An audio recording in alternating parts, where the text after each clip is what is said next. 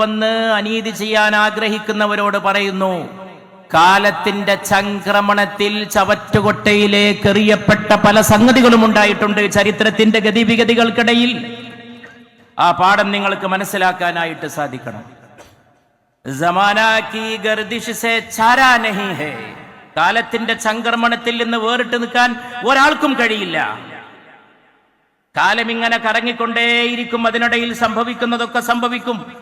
വലിയ പലതും കണ്ടതാണ് ഈ നാട്, പല ഭരണാധികാരികളെയും കണ്ടതാണ് ഈ ലോകം. അവരൊക്കെ ഇന്നെവിടെ പോയിരിക്കുന്നു? ഹിറ്റ്ലർ, മുസോളിനി, അവരൊക്കെ എവിടെ പോയിരിക്കുന്നു? കാലത്തിന്റെ ചംക്രമണത്തിൽ മാറി നിൽക്കാൻ ആർക്കും കഴിയില്ല. സമാനാക്കി ഗർദിഷ് സേ ചാരാ നഹീ ഹൈ. ഒരിക്കലും കാലത്തിന്റെ ചംക്രമണത്തിൽ നിന്ന് മാറി നിൽക്കാൻ ഒരാൾക്കും സാധിക്കില്ല. സമാന ഹമാരാ തുംഹാരാ നഹീ ഹൈ. കാലം നിങ്ങളുടേതുമല്ല, നമ്മുടേതുമല്ല. കാലം ദൈവത്തിൻ്റെതാണ്. ദൈവമാണ് കാലത്തിന്റെ നായകൻ. കാലം ആരുടെയും അടിമപ്പണിയെടുക്കുന്നവരല്ല. കാലം മാറി വന്നുകൊണ്ടേയിരിക്കും. ഇന്ത്യയിലും കഴിഞ്ഞ 75 വർഷത്തിനിടയിൽ സ്വതന്ത്ര ഇന്ത്യയുടെ ചരിത്രത്തിൽ പലതും ഉണ്ടായിരിക്കുന്നു, പല മാറ്റങ്ങളും ഉണ്ടായിരിക്കുന്നു. പക്ഷേ അതിനിടയിൽ വേണ്ടപ്പെട്ടവർ മനസ്സിലാക്കാൻ വേണ്ടി ഞാൻ പറയട്ടെ, മാറാതെ മറയാതെ ഒന്നുണ്ട്. അതാ ആ കാണുന്ന പച്ചക്കൊടിയാണ്. പടിഞ്ഞാറൻ കാറ്റിൽ, അറബിക്കടലിൽ നിന്ന് വരുന്ന കാറ്റിൽ അതാ കിഴക്കോട്ട് അടിച്ചു വീശുന്ന 10 മാറ്റിന്റെ പവൻ കണക്കെ തിളക്കത്തോടെ ജ്വലിച്ചു നിൽക്കുന്ന ആ പച്ചക്കൊടി, അത് ഈ രാജ്യത്തിലെ ന്യൂനപക്ഷങ്ങളുടെ മാത്രമല്ല, ഈ രാജ്യത്തിന്റെ ഐക്യത്തിന് വേണ്ടി, സമാധാനത്തിന് വേണ്ടി നിലകൊണ്ടിട്ടുള്ള മതേതരത്വത്തിന്റെ കൊടിയാണ് ആ പറക്കുന്നത്. മതേതരത്വത്തിന്റെ കൊടിയാണ് ആ പറക്കുന്നത്. മതത്തിൽ വിശ്വസിച്ചുകൊണ്ട് മതേതരവാദിയാവുക. To be religious and to be secular. അത് ഒരേ നാണയത്തിന്റെ 2 വശമാണെന്ന് ഞങ്ങളെ പഠിപ്പിച്ചത് ഞങ്ങളുടെ നേതാക്കളാണ്. ഗാന്ധി മഹാനുഭാവനാണ് ഞങ്ങളെ അത് പഠിപ്പിച്ചത്. നീ മതവിശ്വാസിയാവുക, മതേതരവാദിയാവുക. ഗാന്ധിയാണ് ഞങ്ങളെ അത് പഠിപ്പിച്ചത്. പിന്നെ അത് പഠിപ്പിച്ചത് ഖായിദെ മില്ലത്താണ്. അത് പഠിപ്പിച്ചത് മൗലാന അബുൽ കലാം ആസാദാണ്. അത് ഞങ്ങളുടെ കണ്ണിൽ കണ്ട അതിന്റെ ഏറ്റവും വലിയ തേജസ്സാർന്ന രൂപമായിരുന്നു പാണക്കാട് സയ്യിദ് മുഹമ്മദ് അലി ശിഹാബ് തങ്ങൾ. മതമാണ്, മതേതരത്വമാണ്. ആ പാണക്കാട് സയ്യിദ് മുഹമ്മദ് അലി ശിഹാബ് തങ്ങളുടെ നേതൃത്വത്തിൽ അങ്ങാടിപ്പുറം തളിക്ഷേത്രത്തിൽ അഗ്നിബാധയുണ്ടായപ്പോൾ, ഈ നാട് മുഴുവൻ വറങ്ങലിച്ചു നിന്നപ്പോൾ, ആരോ ചെയ്തതാകാം, വല്ല വർഗീയവാദിയാകാം, സാമൂഹിക വിരുദ്ധനാകാം, മാനസിക രോഗിയാകാം, ആര് ചെയ്താൽ എന്ത്?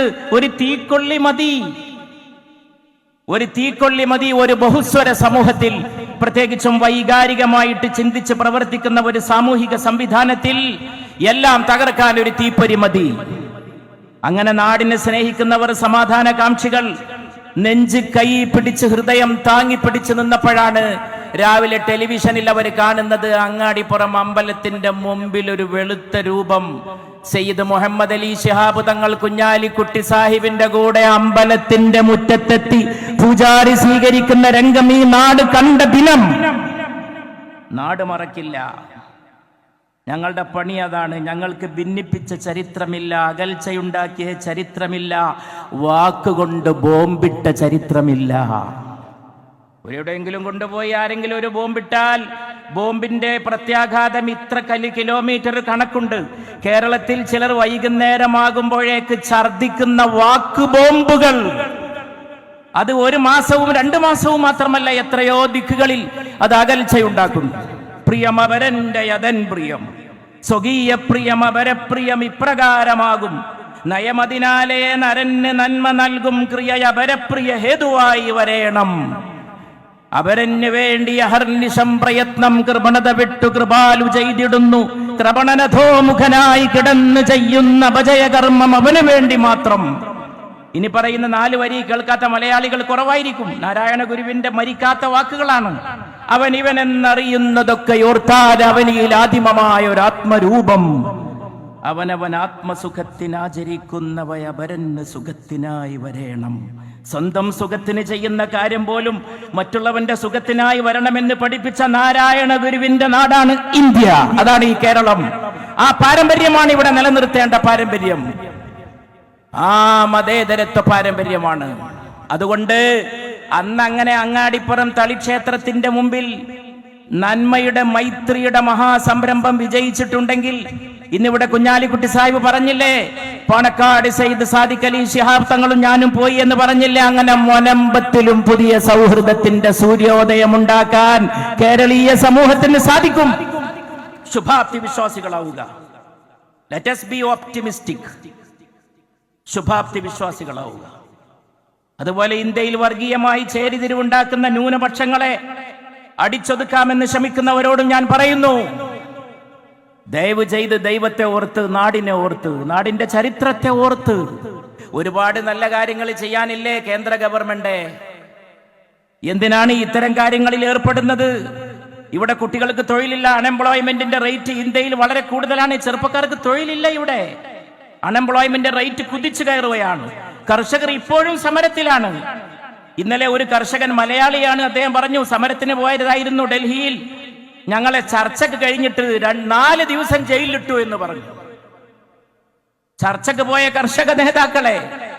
ദളിതർക്ക് പ്രശ്നമുണ്ട്. മാധ്യമ പ്രവർത്തകർ ഇതാ ഇവിടെ വന്നിരിക്കുന്നു. ഈ രാത്രി വൈകിയിട്ടും മുസ്ലിം ലീഗിന്റെ ഈ ആശയങ്ങളോട്, ഈ നയത്തോട്, ഈ മതേതരത്വ സംവിധാനത്തോട് കൂറ് പുലർത്തുന്ന മാധ്യമ പ്രവർത്തകർ, അവർ നമ്മുടെ സമ്പത്താണ്, നമ്മുടെ അഭിമാനമാണ്. മാധ്യമ പ്രവർത്തകർക്ക് പ്രശ്നങ്ങളില്ലേ ഇവിടെ?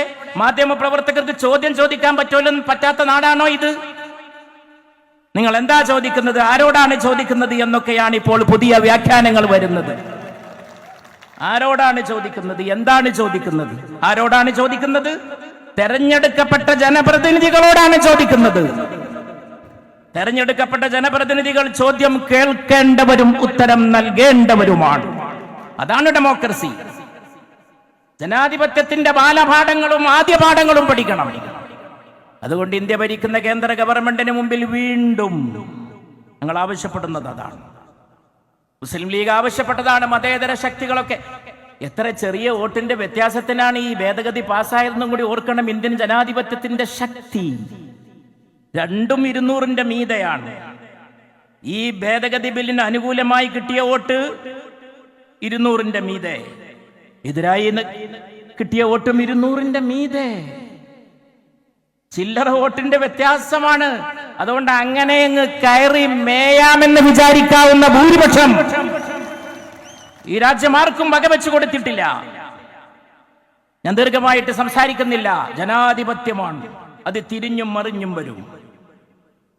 ഞാൻ ചില കാര്യങ്ങൾ ഓർത്തുപോകുന്നു. എന്റെ എളിയ വാക്കുകൾ അവസാനിപ്പിക്കുകയാണ്, ദീർഘിപ്പിക്കുന്നില്ല. നിങ്ങൾക്ക് പട്ടേലിനെ അറിയുമല്ലോ. ഇന്ന് ഇന്ത്യ ഭരിക്കുന്ന ഗവൺമെന്റിന്റെ വക്താക്കൾ എപ്പോഴും നാഴികക്ക് 40 വട്ടം പറയുന്ന പേരാണ് സർദാർ വല്ലഭഭായ് പട്ടേൽ. ഇന്ത്യയുടെ ആദ്യത്തെ ആഭ്യന്തരമന്ത്രിയാണ്. കരുത്തനായ കോൺഗ്രസ് നേതാവാണ്. അദ്ദേഹത്തിന്റെ പേരിൽ കൂറ്റൻ പ്രതിമ പോലും സ്ഥാപിച്ചുകൊണ്ട് പലപ്പോഴും പട്ടേലിന്റെ നയങ്ങളാണ് ഞങ്ങൾ എന്ന് വരുത്താൻ ശ്രമിക്കുന്നവരുണ്ട്. ആ പട്ടേൽ ഒരിക്കൽ ഡൽഹിയിലെ നിസാമുദ്ദീൻ ഔലിയയുടെ ദർഗ ആരോ കയ്യേറി എന്നറിഞ്ഞു പട്ടേൽ ആഭ്യന്തരമന്ത്രിയായിരുന്ന സമയത്ത്. ഉടൻ തന്നെ തന്റെ പ്രൈവറ്റ് സെക്രട്ടറിയായ വിദ്യാശങ്കറിനെ വിളിച്ചുകൊണ്ട്, തന്റെ PS ആയ വിദ്യാശങ്കറിനെ വിളിച്ചുകൊണ്ട് വണ്ടി എടുക്കാൻ പറഞ്ഞു. പട്ടേൽ ഇതേ പറഞ്ഞു, വേഗം വണ്ടി വിട് നിസാമുദ്ദീൻ ഔലിയയുടെ ഖബറിടത്തിലേക്ക്, മക്ബറയിലേക്ക്.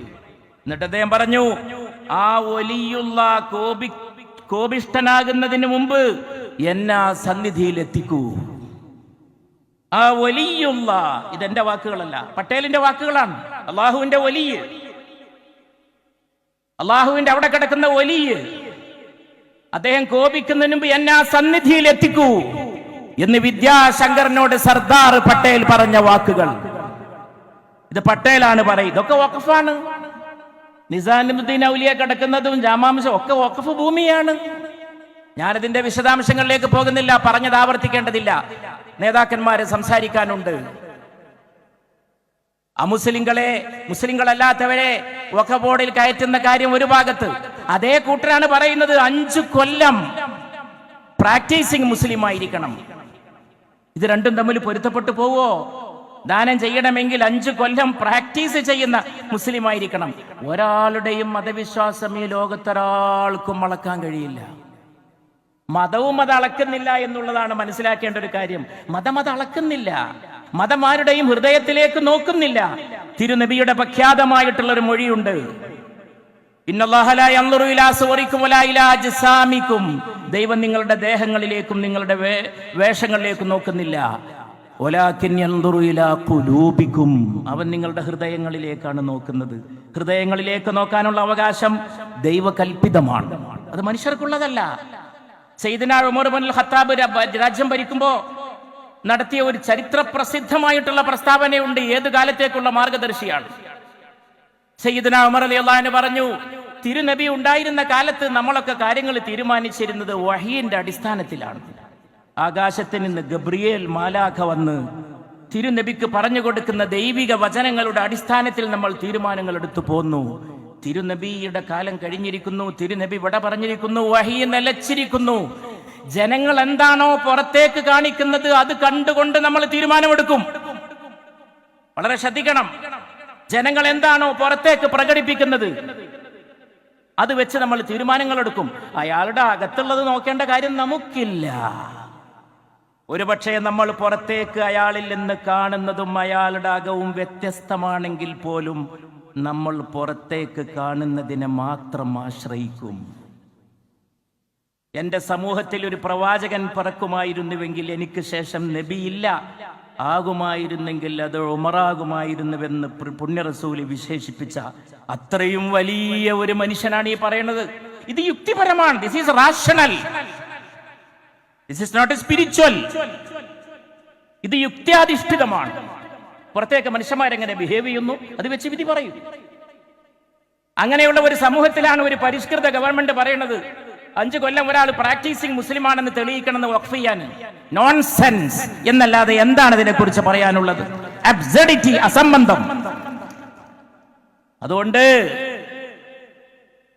സുപ്രീം കോടതിയിൽ എത്തിയിരിക്കുന്നു ഈ വിഷയം. അതിനുമുമ്പ് നമ്മൾ ഈ ഉപസമിതിയെ സമീപിച്ചിരിക്കുന്നു. ഉപസമിതിയെ നമ്മൾ സമീപിച്ചിരുന്നു. ഉപസമിതിയുടെ മുമ്പിൽ മുസ്ലിം ലീഗ് പ്രതിനിധികളൊക്കെ ഞങ്ങൾ പോയപ്പോ ഈ വാദഗതികളൊക്കെ അവരോട് പറഞ്ഞതാണ്, പല കാര്യങ്ങളും അവരുടെ മുമ്പിൽ അവതരിപ്പിച്ചതാണ്.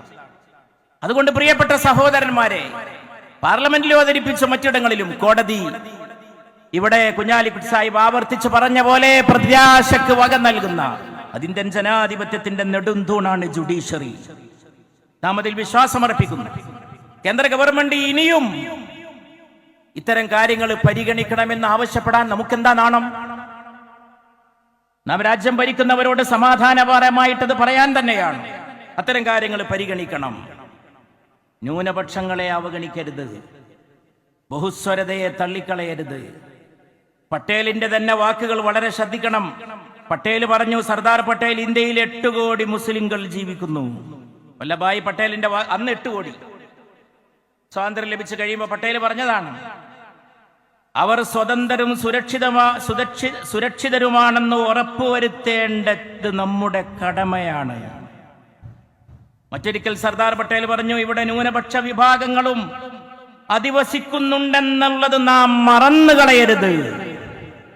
ഇത് ഭരണഘടനയുടെ 25, 29, 30, 246 വകുപ്പുകൾക്കൊക്കെ എതിരാണ്. 25 മൗലികാവകാശവുമായി ബന്ധപ്പെട്ട മതസ്വാതന്ത്ര്യവുമായിട്ട് ബന്ധപ്പെട്ടതാണ്. 29ഉം 30ഉം ന്യൂനപക്ഷങ്ങളുടെ വിദ്യാഭ്യാസ സ്ഥാപനങ്ങളിൽ ലിപി, ന്യൂനപക്ഷങ്ങൾക്ക് അവരുടെ ലിപി സംരക്ഷിക്കാൻ വരെയുള്ള അവകാശം കൽപ്പിക്കുന്നുണ്ട്. 246 ഫെഡറലിസവുമായിട്ട് ബന്ധപ്പെട്ടതാണ്. വഖഫ് ബോർഡുകളാണ് സംസ്ഥാനങ്ങൾ ഈ കാര്യം നടത്തിക്കൊണ്ടുവന്നത്. ഇപ്പൊ കേന്ദ്രം ഓരോന്നിലേക്ക് വരികയാണ്.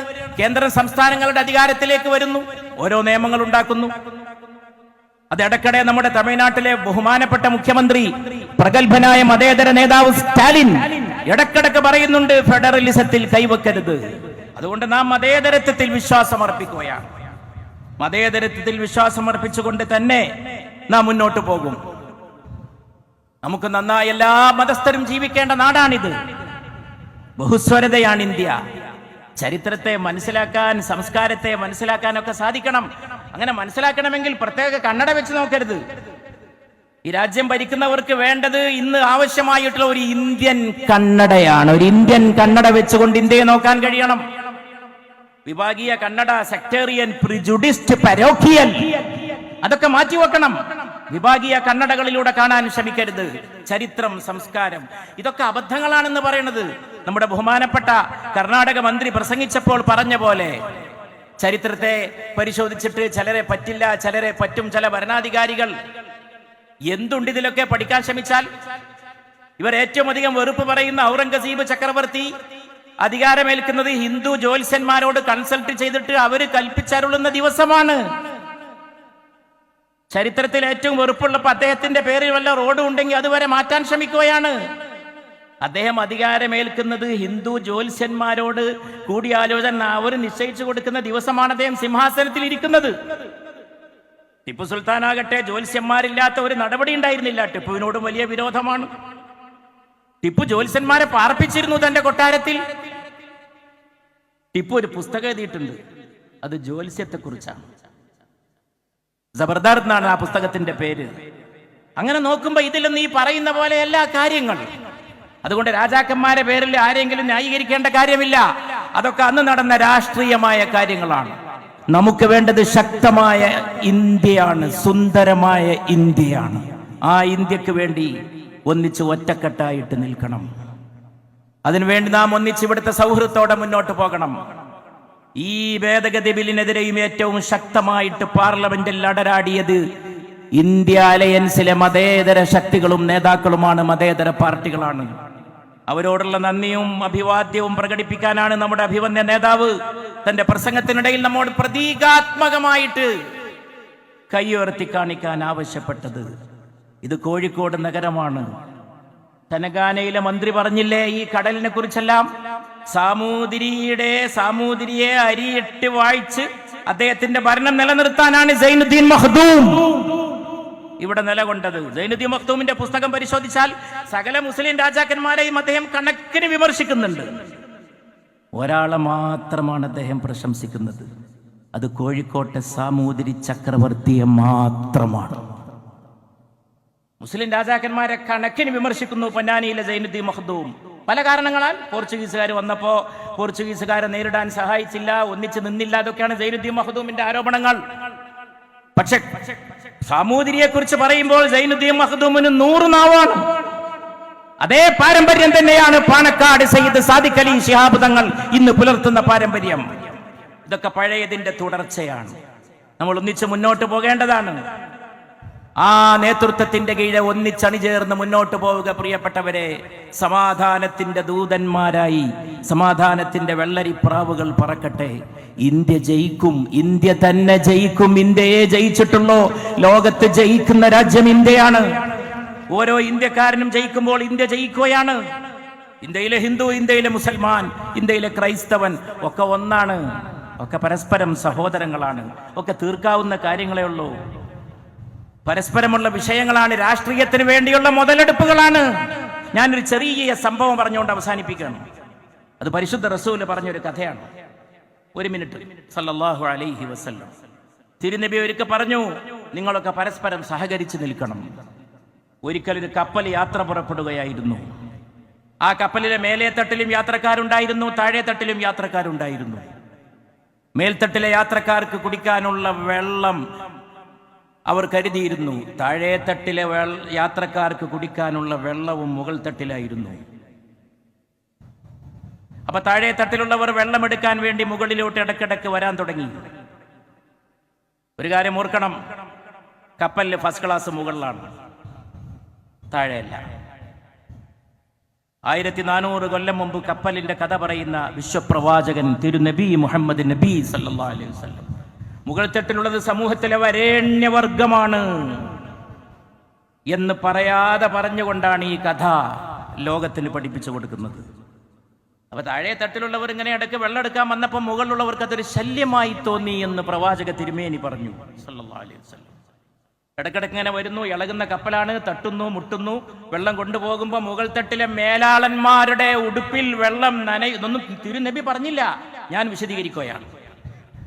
അവർക്കത് ബുദ്ധിമുട്ടായി തോന്നി എന്ന് തിരുനബി പറയുന്നു സല്ലല്ലാഹു അലൈഹി വസല്ലം. അപ്പൊ അവര് താഴെ തട്ടിലുള്ള യാത്രക്കാരെ വിളിച്ചിട്ട് പറയാൻ തീരുമാനിച്ചു. അവരെ വിളിച്ചുകൂട്ടി, ഒരു യോഗം വിളിച്ചുകൂട്ടി. ഇനി മുതൽ നിങ്ങൾ വെള്ളമെടുക്കാൻ മുകളിലോട്ട് വരരുത്, ഞങ്ങൾക്ക് അസൗകര്യമാണ്. ഒറ്റക്കപ്പൽ, ആ കപ്പൽ ലക്ഷ്യത്തിലെത്തിക്കണം, ഉന്നതമായ ലക്ഷ്യങ്ങളിലേക്ക്. ആ ഉന്നതമായ ലക്ഷ്യങ്ങളിൽ എത്തിക്കണം. അപ്പൊ താഴെ തട്ടിലുള്ള യാത്രക്കാർ പറഞ്ഞു, ഞങ്ങളും ഒന്ന് ആലോചിക്കട്ടെ. നിങ്ങൾ ആലോചിച്ച സ്ഥിതിക്ക് താഴെ തട്ടിലെ പാവങ്ങളായ യാത്രക്കാർ യോഗം ചേർന്ന് ആലോചിച്ചിട്ട് അവരതിന്റെ തീരുമാനം മുകൾ തട്ടിലെ യാത്രക്കാർ അറിയിച്ചു. ശരി, ഞങ്ങൾ ഇനി മുതൽ വെള്ളമെടുക്കാൻ മുകളിലോട്ട് വരുന്നില്ല.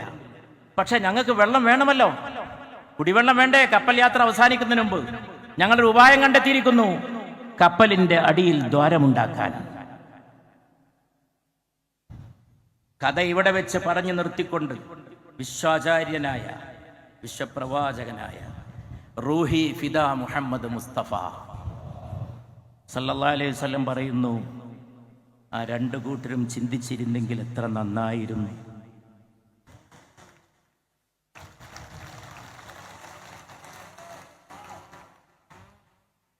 ഇവിടെ വെച്ച് ഞാൻ എൻ്റെ വാക്കുകൾ അവസാനിപ്പിക്കുന്നു. നിങ്ങൾ അഭിവാദ്യം ചെയ്യുന്നു. ഈ കടൽക്കരയിലെ ഈ തിരമാലകളോട് മത്സരിച്ചെത്തിയ ജനക്കൂട്ടം, പക്ഷേ തിരമാലകൾ നമ്മോട് മത്സരിക്കുന്നില്ല, അവർ നമുക്ക് പിന്തുണ അറിയിക്കുക മാത്രമാണ് ചെയ്യുന്നത്. ഞാൻ തുടക്കത്തിൽ പറഞ്ഞത് ആവർത്തിക്കുന്നു, ശുഭാപ്തി വിശ്വാസികളാവുക നമ്മുടെ നേതൃത്വത്തിന്റെ പിറകിൽ. മുമ്പ് പ്രഗത്ഭരായ നേതാക്കൾ ഉണ്ടായിരുന്നു, ഇന്നും വളരെ പ്രഗത്ഭരായ നേതാക്കളുണ്ട്. ഒരു കുറവും ലീഗിന് സംഭവിച്ചിട്ടില്ല. ലീഗ് സമ്പന്നമാണ്. സാദിഖ് അലി ശിഹാബ് തങ്ങൾ, കുഞ്ഞാലിക്കുട്ടി സാഹിബ്, ബഷീർ സാഹിബ്, എത്ര മുനീർ സാഹിബ്, എത്ര നേതാക്കളുടെ ഒരു നിര നോക്കൂ നിങ്ങൾ. എവിടെ കാണാൻ കഴിയും സാദിഖ് അലി ശിഹാബ് തങ്ങളെ പോലെ? എവിടെ കാണാൻ കഴിയും നാളെ ഉണ്ടാകാൻ പോകുന്ന രാഷ്ട്രീയ മറിമായങ്ങളെ കണ്ണിൽ കാണുന്ന കുഞ്ഞാലിക്കുട്ടി സാഹിബിനെ പോലെ? അതുകൊണ്ട് സമ്പന്നമാണ്. We are rich. പണം കൊണ്ടും സമ്പത്ത് കൊണ്ടുമല്ല, മനസ്സുകൊണ്ടും ഹൃദയശേഷി കൊണ്ടും നമ്മൾ സമ്പന്നരാണ്. അതിന്റെ പിന്നിൽ ഏത് വരട്ടെ, ഒരു വാക്ക് ഞാൻ നിങ്ങൾക്ക് സമ്മാനിക്കുന്നു. ഇന്ന് രാത്രി ഈ രാത്രി ഒരു ഇരുട്ടുള്ള രാത്രിയാണ്, സമ്മതിച്ചു.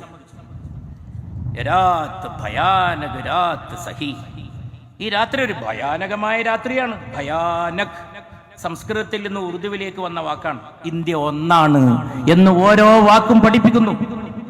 അറബിയിൽ നിന്ന് എഴുതുന്ന ലിപിയാണ് ഉറുദു, എൻ്റെ ലിപി അറബിയാണ്, അതിലെ വാക്ക് സംസ്കൃതമാണ്. മലയാളിക്കും കേട്ടാ മനസ്സിലാവും. ഈ രാത്രി ഭയാനകമാണെന്ന് സമ്മതിക്കുന്നു. മഗർ ഇസ് രാത് കെ സീനെ സേ പൈദാ ഇക് സുബ്ഹ ദർഖ്ശാൻ ഹോഗി. പക്ഷേ ഈ രാത്രിയുടെ നെഞ്ചിൽ നിന്ന് തന്നെ ഒരു പുതിയ സൂര്യനെ നമ്മൾ ഉദിപ്പിച്ചുയർത്തും. റഫി സാഹിബിന്റെ പഴയ പാട്ടുണ്ട്, മഹാനായ മുഹമ്മദ് റഫിയുടെ. രാത്രിയുടെ ഇരുണ്ട ഗർഭത്തിൽ നിന്ന് സൂര്യനെ ഉദിപ്പിക്കുന്നവനാണ് സർവശക്തൻ. ഈ രാത്രിയുടെ ഇരുണ്ട ഗർഭത്തിൽ നിന്ന്, ഈ രാത്രിയുടെ നെഞ്ചിൽ നിന്ന് ഒരു പുതിയ സൂര്യൻ, ആ പ്രഭാത കിരണങ്ങളെ വെട്ടിപ്പിടിക്കാൻ കൈകൾ ഉയർത്തി നിൽക്കുവിൻ സഹചരേ, സഹോദരങ്ങളെ എന്ന് പറഞ്ഞുകൊണ്ട് ഞാൻ എൻ്റെ എളിയ വാക്കുകൾ അവസാനിപ്പിക്കും.